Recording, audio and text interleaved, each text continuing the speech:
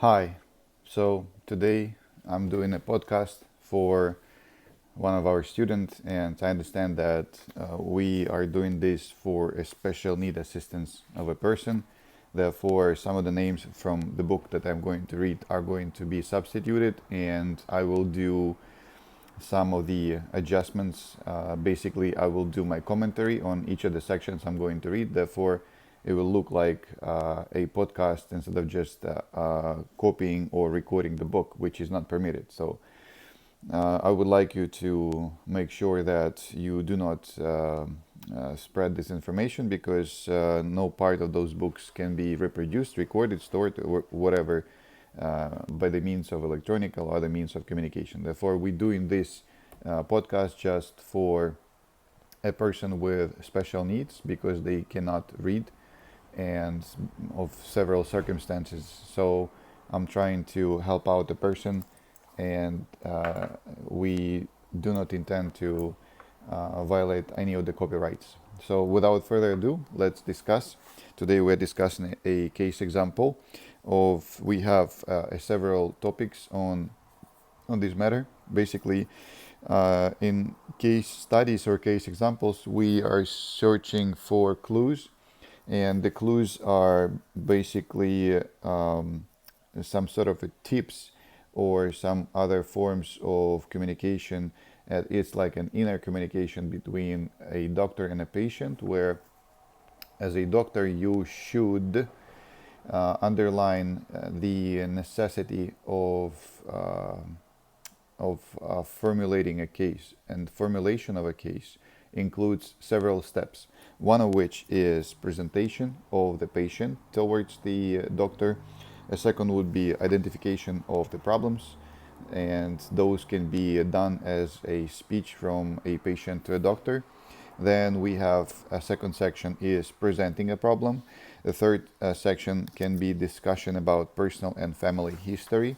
Then we have our assessment or our evaluation as a doctor for a mental status, or doctor or psychologist, whatever you decide to call yourself. And then we proceed on to an actual case formulation. And case formulation includes structural features of personality. Those can be autonomous ego functions. Those can be affects, drives, and defenses. Those can be object-related functions. Those can be self-related functions. And we can discuss dynamic features of personality, development and developmental assessments. We can discuss developmental antecedents. We can also talk about adaptive features of personality and personality traits. We can talk about assets and strengths of a person and a person's personality. Which would be technically incorrect to say, which would we say individual personality. Individual personality would sound better. And after we present ourselves with a case formulation, then we know a little bit more about the patient, so we can try to evaluate what kind of treatment we can provide to the person. So as a psychologist, we understand that not necessarily will be able to prescribe any drugs or medications, because they need a licensing for that, or otherwise we could do as a matter of fact, we could decide two scenarios that we're going to proceed with. So the first one, obviously, if we are psychologists and not psychiatrists, therefore we don't have the medical education, and we just refer our customer to a licensed psychiatrist or a hospital where they have the doctors that can prescribe medicine, and that they are competent and allowed to do so. And therefore, if the case is difficult enough for us and challenging enough for us, but we are able to do a non-invasive treatment, which does not include medication or hospitalization to a hospital ward, or we could simply do talk to talk,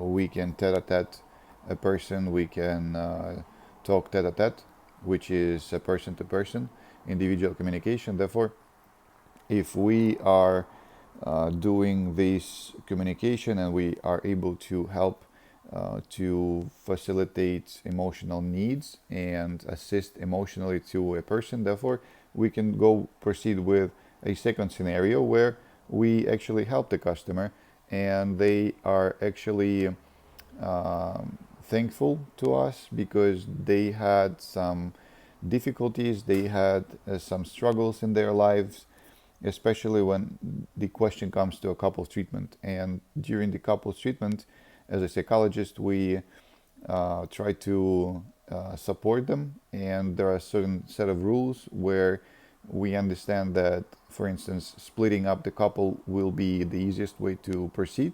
However, we not necessarily splitting them up, because the rules of engagement dictates that we should actually help to strengthen the bond between the partners within the couple, and these bonds, they needs to be highlighted, they need to be nurtured like a little baby, and then within the time we are hopeful that it will blossom in something beautiful, and the relationship actually will resume in a very good setting, and the couple will actually succeed in staying together, which is an ideal situation. However, there are many instances where one of the partners or both of them are abusive. They can be abusive both in physical abuse and mental abuse, or economical abuse, or financial abuse. It can be social abuse. It can be very many types of and forms of, for instance, isolation abuses, where one of the partners forbids the other one to socialize or go out from the apartments or from the house, or they forbid them to create their own hobbies or proceed for education. Those would be a mental abuses where one of the partners forbids them to do a personal development within different spheres of lives.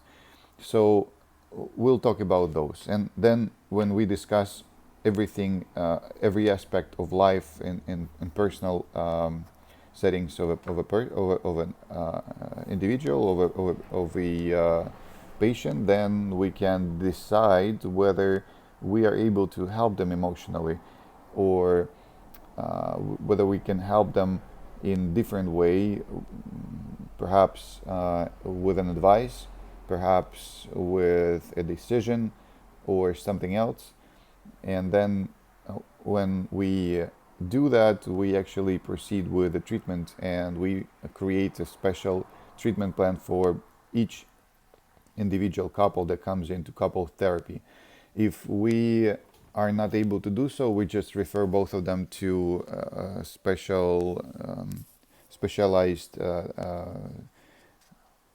doctors that can be psychiatrists. And if the situation goes to an abuse where there is an actual physical abuse, then we need to, by the rules, by the book, report that to authorities. So the proper authorities can deal with the physical abuse, which is obviously one of the worst forms of mental distress that partners can cause to each other.